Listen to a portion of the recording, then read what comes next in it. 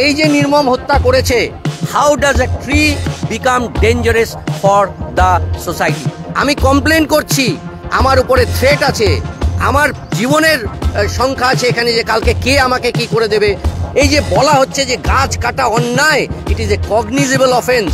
এখানে 4টে লগ আছে, এত বড় গাছের, বাদ বাকি লগ কোথায় গেল? উনি হচ্ছে কে সিং।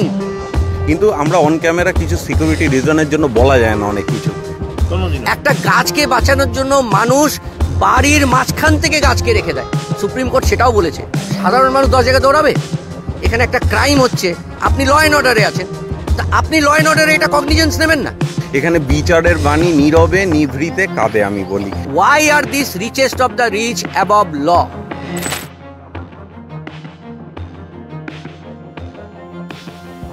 শিলিগুড়ির উত্তরায়ণে বিনা অনুমতিতে গাছ কাটা এবং অবৈধ নির্মাণের অভিযোগ সামনে আসছে, জানিয়ে উঠছে একাধিক প্রশ্ন।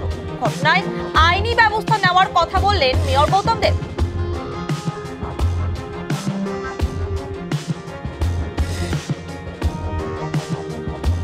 উত্তরায়ণ টাউনশিপে যেখানে গাছ কাটা হয়েছে সেটি গ্রিন জোনের আওতায় পড়ে। এই গ্রিন জোনে গাছ লাগানো হয়, সেখানে অবৈধভাবে গাছ কাটা এবং অবৈধ নির্মাণের মামলা সামনে এসেছে। এই বিষয়ে আইনজীবী অনুপ সরকার অভিযোগ করে বলেন, সুপ্রিম কোর্টের নির্দেশ অনুযায়ী উত্তরায়ণ টাউনশিপ মহানন্দা অভয়ারণ্যের মধ্যে পড়ে। সেই অনুযায়ী এখানে কোনো অবৈধ নির্মাণ করা যায় না। এরপরও নিয়ম ভঙ্গ করে গাছ কাটার পাশাপাশি অবৈধ নির্মাণ করা হচ্ছে। এই ঘটনায় প্রশাসনিক হস্তক্ষেপের দাবি জানান তিনি। দেখুন, আমার কাছে এখানে দ্য গেজেট অফ ইন্ডিয়া আছে ভারত সরকারের, এবং সুপ্রিম কোর্টের গ্রিন ট্রাইব্যুনালের অনুযায়ী যদি আমরা দেখি যে এরিয়াগুলোকে বলা হয়েছে, তার মধ্যে 36 নম্বরে উত্তরায়ণ আছে।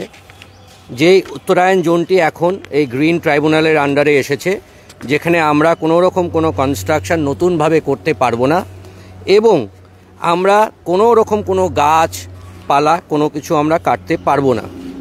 কিন্তু আমাদের এখানে আইন কানুনের যখন কথা ওঠে তখন আমরা এখানে চুপ হয়ে যাই। সুপ্রিম কোর্টের উপরেও হচ্ছে এই উত্তরায়ণের সিইউডব্লিউএস, এবং তার থেকে উপরে হচ্ছে এখানকার প্রেসিডেন্ট কে সিং। এই যে এখানে আপনি ক্যামেরা দিয়ে দেখুন উত্তরায়ণ, এই উত্তরায়ণ হচ্ছে এই গেজেটেডের মধ্যে পড়ছে, যেখানটাতে এখানে কোনো রকম কোনো কনস্ট্রাকশন নতুন করে হওয়া যাবে না, কোনো বাড়ি হওয়া যাবে না, এখানে কোনো প্রশাসনিকভাবে কোনো প্ল্যান পাস করা যাবে না। কিন্তু আপনি দেখুন আপনার পেছন দিকে, উনি ওনার মতো কোনো রকম কোনো আইন কানুন না মেনে, কোনো রকম কোনো এখানকার কোনো পারমিশন স্যাংশন না নিয়ে উনি এই রকম কনস্ট্রাকশন তুলে দিচ্ছেন, এবং কন্টিনিউ উনি কাজ করে যাচ্ছেন, এবং উনি নিজেকে বলছেন যে উনি সুপ্রিম কোর্টের ঊর্ধ্বে। এটা উত্তরায়ণের গ্রিন জোন এবং গ্রিন ট্রাইব্যুনালের আন্ডারে এটা পড়ছে। এটা গ্রিন এরিয়া, এটা নার্সারির জন্য রাখা গেছে, কিন্তু এখানে উনি ওনার লোক রাখার জন্য উনি 2টো বেডরুম, কিচেন, বাথরুম, বারান্দা করছেন, এবং সেই লোকগুলো ওনার নিজস্ব পালিত কোনো অ্যান্টিসোশ্যাল হবে কি কে হবে সেটা উনি বলতে পারবেন। এবং উনি যেটা হোয়াটসঅ্যাপে উনি লিখেছেন, আমি সেটা আপনাদের সামনে পড়ে শোনাচ্ছি, যে উনি বলছেন যে এটা এখানকার প্র্যাকটিস, যে এটা এখানকার প্র্যাকটিস যে উনি গাছ কাটবেন এবং ওনাকে কেউ কিছু বলতে পারবেন না। উনি এখানে লিখেছেন যে to avoid damage of vehicle, building, pedestrians and laborers, it's standard practice of CUWS to cut fell such dry trees. The present tree cut on the same principle. তার মানে এই যে গাছটা উনি কেটেছেন, এই গাছটা আপনি দেখুন একটা জলজান্ত গাছ, এটা উনি বলছেন শুকিয়ে গেছিল, এবং এটা বলছিলেন শুকিয়ে যাওয়ার ফলে এটি অত্যন্তভাবে এটা ডেঞ্জারাস হয়ে গেছিল, যে কারো ঘাড়ের উপরে পড়বে। তাহলে এখান থেকে এই বিল্ডিংটার ডিস্টেন্স হবে প্রায় 100 ফিট, এই বিল্ডিংয়ের ঘাড়ে পড়বে না। এখান থেকে রাস্তার ডিস্টেন্স হবে প্রায় 50 ফিট, এটা কারো ঘাড়ে পড়বে না। এখান থেকে এই নার্সারির ডিস্টেন্স হবে প্রায় 200 ফিট, এটা কারো ঘাড়ে পড়বে না। এখান থেকে এই পেছন দিকের ডিস্টেন্স হবে প্রায় 100 ফিট, এটা কারো ঘাড়ে পড়বে না। তাহলে উনি এই গাছটা কার পারমিশন নিয়ে এটা কাটলেন? উনি বলছেন এটা জেনারেল প্র্যাকটিস যে এখানে গাছ ড্রাই হয়ে গেলে, উত্তরায়ণ তো হয়েছেই 15 থেকে 20 বছর, তো 20 বছরে এত বড় একটা গাছ ড্রাই হয়ে গেল। এবং নার্সারির ভিতরে, তাহলে উনি কি নার্সারি এই গাছের কি সংরক্ষণ করেননি? এই যে গাছগুলো নার্সারি, তাহলে উনি এত বড় একটা গাছের সংরক্ষণ করতে পারলেন না, এটা ড্রাই হতে দিলেন উনি তো এখানে 10 বছর 15 বছর ধরে আছেন, তাহলে উনি কি করে এই গাছটাকে এই নির্মম হত্যা করলেন একটা গাছকে? আর সব থেকে বড় প্রশ্ন যে উত্তরায়ণের কোনো কমপ্লেন যখন পুলিশের কাছে যায়, মাটিগাড়া থানার কাছে যায়, মাটিগাড়া থানা কেন চুপ থাকে? আমি দীর্ঘকাল ধরে অনেক পুলিশে কমপ্লেন করেছি, প্রথমে জিডি নাম্বার দিতে চান না। আমি যখন পরশুদিন গেলাম, প্রথমে আমাকে জিডি নাম্বারটাও দেবেন না, যে ডিউটি অফিসার ছিলেন ওনাকে অনেক বলার পর উনি জিডি নাম্বার দিলেন, এবং তারপরে ওনারা এনকোয়ারি করতে আসলেন। এনকোয়ারি করে এসে ওনাদেরকে বললাম একটু কাজটাকে বন্ধ করান আপাতত, until there is a fair judgement যে এটা উনি পারমিশন নিয়েছেন কিনা, সেই কাজটা বন্ধ করালেন না। আইসি সাহেবকে যখন আমি ফোন করলাম, উনি আমাকে বলছেন যে আপনি আমাকে কোর্টের অর্ডার দেখান যে ওটা গ্রিন ট্রাইব্যুনালের আন্ডারে পড়ছে। আচ্ছা, আমার এইটা কি উনি জানেন না? উনি এই এরিয়ার আইসি, উনি জানেন না যে ওনার এরিয়াতে কোনটা গ্রিন ট্রাইব্যুনালের আন্ডারে পড়ছেন? উনি আমাকে বলছেন যে আপনাকে দিতে হবে, এবং আমি কালকে সন্ধ্যাবেলা আবার ওখানকার যে মেজবাবু না বড়বাবু আছেন ওনার হাতে আবার আমি দিয়ে আসলাম, এবং উনি কালকে ডিনাইও করতে পারে, ওখানে সিসিটিভি ক্যামেরা আছে, আমি সন্ধ্যের পর গিয়ে দিয়ে এসেছি। উনি আমাকে বলছেন যে আপনি আমাকে অর্ডার দেখান, তাছাড়া আমি কাজ বন্ধ করব না। এবং উনি আমাকে বলছেন ওনার কাছে এই গ্যাজেটটা নেই, উনি এখানকার আইসি, উনি এখানকার ভারপ্রাপ্ত প্রশাসনিক ল অ্যান্ড অর্ডার উনি দেখবেন। উনি আমাকে বলছেন যে আপনি আমাকে এই গ্যাজেটটা দিন। আচ্ছা, আমি সাধারণ মানুষ, আমি কমপ্লেন করছি, আমার উপরে থ্রেট আছে, আমার জীবনের সংখ্যা আছে এখানে, যে কালকে কে আমাকে কি করে দেবে আমি এই আন্দোলন করার জন্য। আমার জীবনের কোনো রকম কোনো ওনার দায়িত্ব নেই। আমি যে একটা নাগরিক হয়ে আমি যে একটা সমাজের জন্য কাজ করছি, এবং সেই চিঠিটা আমি সমাজকে পরিবহনকে বাঁচানোর জন্য আমি চিঠি দিচ্ছি, তার ওনার কাছে কোনো গুরুত্ব নেই। ওনার কাছে গুরুত্ব হচ্ছে এখানকার বড় লোকদের। এটা কি তাহলে সাধারণ মানুষ আন্দোলন করবে না? এই যে গ্লোবাল ওয়ার্মিং হচ্ছে, এই যে এনভায়রনমেন্টাল পলিউশন হচ্ছে, এই যে বলা হচ্ছে যে গাছ কাটা অন্যায়, it is a cognizable offence, আমি ফরেস্ট ডিপার্টমেন্টে কমপ্লেন দিয়েছি, এবং উনি আমাকে এটাও বলছেন যে গাছ কাটার কমপ্লেন আপনি আমাকে দিচ্ছেন কেন, আপনি ফরেস্ট ডিপার্টমেন্টকে বলুন। উনি আমাকে এটা বলছেন। আচ্ছা, ফরেস্ট ডিপার্টমেন্টকে আমি দেব, কিন্তু উনি ল অ্যান্ড অর্ডারের জন্য এই গাছটা দেখবেন না যে লকগুলো চুরি হয়ে যাবে কিনা, স্মাগল হবে কিনা। আমি তো বলেছি লক স্মাগল হয়, এখানে 4টে লক আছে, এত বড় গাছের বাদ বাকি লক কোথায় গেল? এই বাদ বাকি লকগুলো কোথায় ইউজ হলো, কোথায় কাকে বিক্রি করা হলো? এই গাছটা দেখে তো মনে হচ্ছে না যে এই গাছটার এটা কত হবে, 3 ফিট 3 ফিট 3 ফিট 3 ফিট 3 3 6 3 9 3 12। এটা কি খালি 12 ফিট গাছ? এটা খালি 12 ফিটের গাছ? এই গোলায় তাহলে বাদ বাকি গাছটা কোথায় স্মাগল হলো? তাহলে ওনার ডিউটি হচ্ছে না যে উড স্মাগলিংটা দেখবে? আর এদেরকে কেন পাত্তা দিচ্ছে না, এটা হচ্ছে সব থেকে বড় প্রশ্ন, যে এদেরকে মানে অন্ধকারে রেখে এইগুলো জিনিস কিভাবে হচ্ছে। আমি যদি ধরেই নিই এরা জানছে না বা না, তার তো এলাকার মধ্যে পড়ে। আর এদের সাথে ডিএফও বা বন দপ্তরের কেন লাইসেন্স থাকবে না? এদের তো জানা উচিত যে নিজস্ব ইন্টার ডিপার্টমেন্ট একটা নিজস্ব কোনো রকমের। উনি তো সুমোটো নিয়ে তো বন দপ্তরকে জানাতে পারতেন। উনি একটা সিটিজেনকে কি করে বলছেন যে আপনি গিয়ে বন দপ্তরে গিয়ে আপনি এটা বন দপ্তরের কেস, আপনি গিয়ে ওখানে কমপ্লেন করুন। উনি সুমোটো কগনিজেন্স নিতে পারেন না এখানকার আইসি হওয়ার জন্য? উনি নিতে পারেন না এখানে সুমোটো? अवैध निर्माण हो रहा है। के सिंह এখানকার দায়িত্বপ্রাপ্ত প্রেসিডেন্ট, উনি হচ্ছে के সিং। উনি এই কাজটা করেছেন এবং অ্যাডমিট করেছেন। উনি হোয়াটসঅ্যাপের মধ্যে উনি লিখেছেন, এখানে আমি আপনাকে পড়ে শোনাচ্ছি। উনি হোয়াটসঅ্যাপের মধ্যে লিখেছেন গ্রুপের মধ্যে, এখানে so far as grabbing green area is concerned, one can visit nursery, it's few years old with different kind of planting materials. One unit of 2 rooms is being constructed for supervisor and store purpose for proper management. So the question does not arise any wrongdoing by the CUWS office bearers. উনি নিজেই ঠিক করলেন যে এইখানে green জোনের মধ্যে বিনা permission নিয়ে কোনো প্ল্যান পাস না করে উনি ঘর তৈরি করবেন। উনি ঘর তৈরি করলেন এবং উনি নিজে নিজে জাস্টিফাই করে বলছেন যে এখানে কোনো রং ডুইং নেই।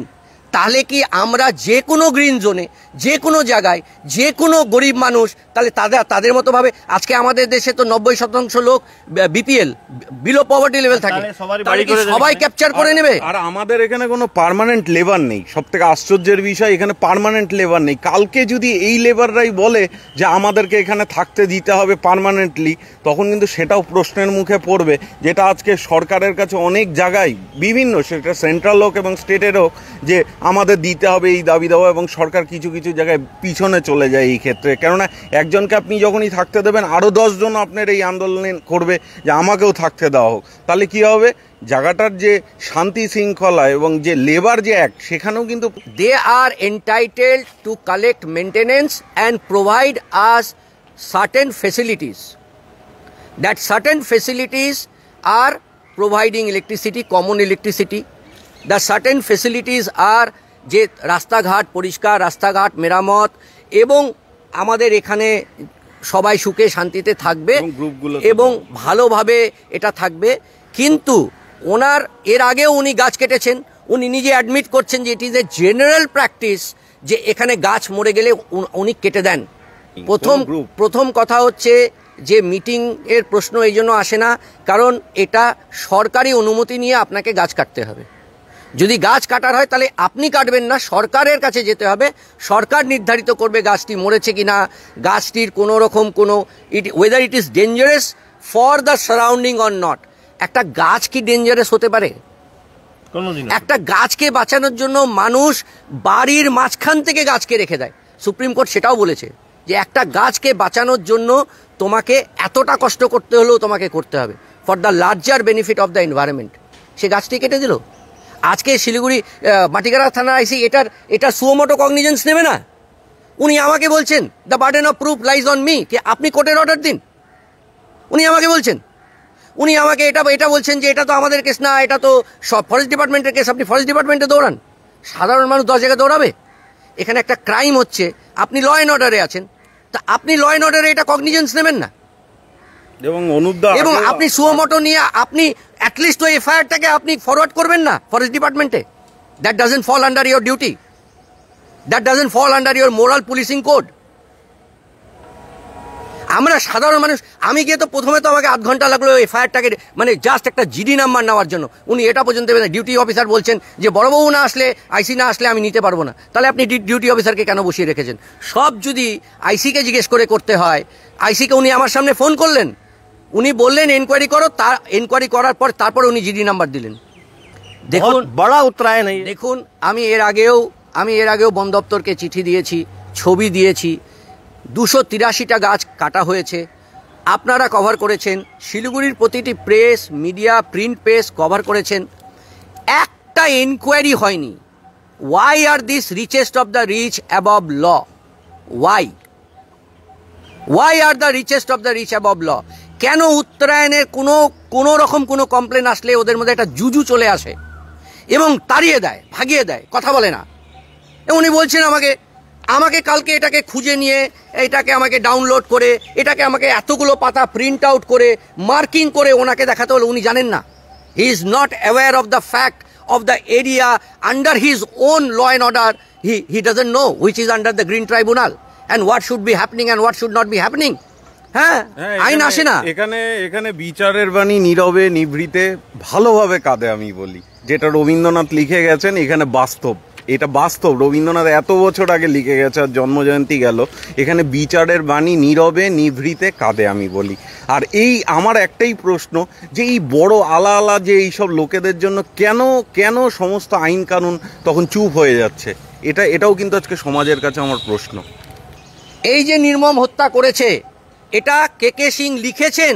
এই গাছটি মরে যাচ্ছিল, এই গাছটি নাকি সামনের বিল্ডিং, সামনের গাড়ি ঘোড়া, পেডেস্ট্রিয়ান, এদের জন্য নাকি এই গাছটি অত্যন্ত ডেঞ্জারাস হয়ে গেছিল। এই যে নির্মম হত্যা করেছে এই গাছের, আমি জানতে চাই, আমি প্রশাসনকে এবং আইসি সাহেবকে বলছি, আপনি নিজে এসে চোখে দেখুন যে উনি যেটা লিখেছেন, আমার কাছে হোয়াটসঅ্যাপের স্ক্রিনশট আছে, উনি গ্রুপে লিখেছেন, উনি যেটা লিখেছেন সেটা উনি এসে দেখে যান যে এই নির্মম হত্যা যে গাছটি করেছে, এই গাছ একটি গাছ একটি প্রাণ, এই গাছ কি করে কারো জন্য ডেঞ্জারাস হলো। আর এই গাছটির ফরেন্সিক যাঁচ হোক যে এই গাছটি মরে যাচ্ছিল নাকি। 15 বছর হয়নি এই গাছটি 15 বছর হয়নি, আপনি গাছটি কেটে দিলেন, গোড়া থেকে কেটে দিলেন। এবং আমি যদি এইটি আমি ওই দিন যদি এটার খবর না করতাম তাহলে এই লগগুলোও থাকতো না, বাকি লগের মতো গায়েব হয়ে যেত।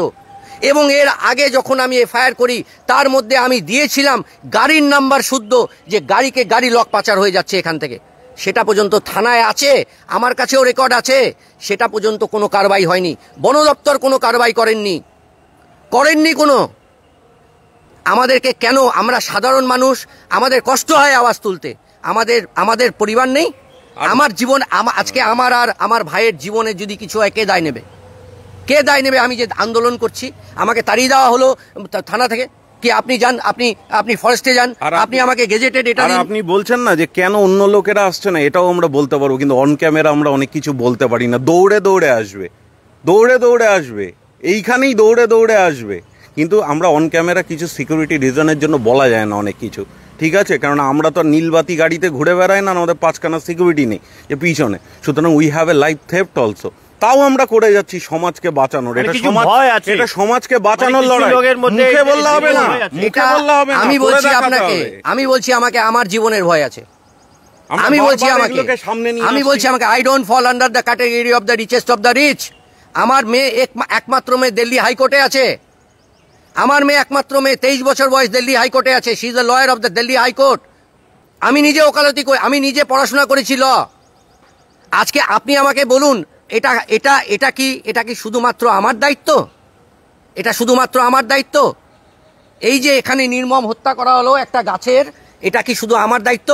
আর পুলিশ আসার পরেও দেখেন করে যাচ্ছে। আজকে এটা কিভাবে করে? আজকে এই যে পুলিশ আসার পরে একটা কমপ্লেন হয়েছে, উনি করেছে, কমপ্লেন করার পরে উনি সঙ্গে সঙ্গে ভ্যান পাঠালেন, ভ্যান পাঠিয়ে কনস্ট্রাকশন দেখলো, তখন এইখানটাতে প্লাস্টার ছিল না, কিচ্ছু ছিল না। দুদিনের মধ্যে রাত দিন এক করে তাড়াতাড়ি কাজ করে নিচ্ছে। দে আর ডিফাইং দ্য ল। এটা মেলাফাইড।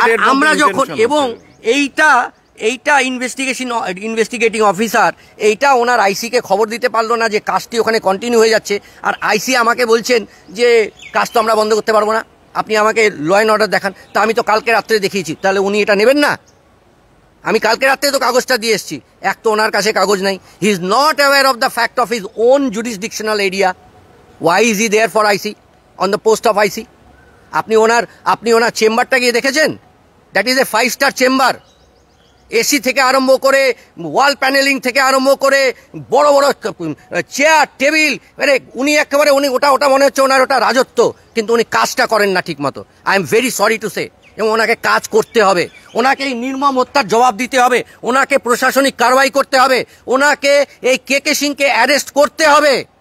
এটা উনি হত্যা করেছেন কে সিং, এবং উনি অ্যাডমিট করেছেন এই গাছটি উনি কেটেছেন, এবং এই গাছটি উনি কেটেছেন because this tree had become dangerous for the society. How does a tree become dangerous for the society?